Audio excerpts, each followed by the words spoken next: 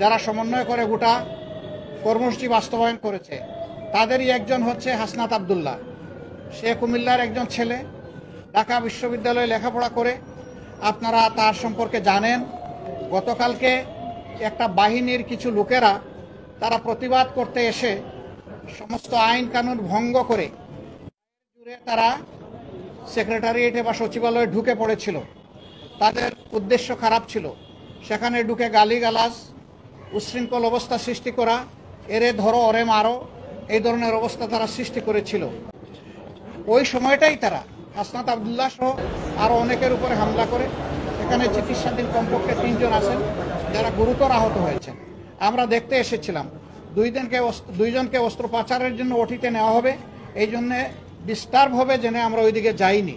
আমরা শুধু হাসনাত আব্দুল্লাহকেই দেখে এসেছি। আলহামদুলিল্লাহ, যতটুকু দেখেছি সে আশঙ্কামুক্ত, বাকিটা আল্লাহ ভালো জানেন। আমরা দোয়া করি আল্লাহ যেন তাকে সুস্থতার পূর্ণ নিয়ামত দান করেন।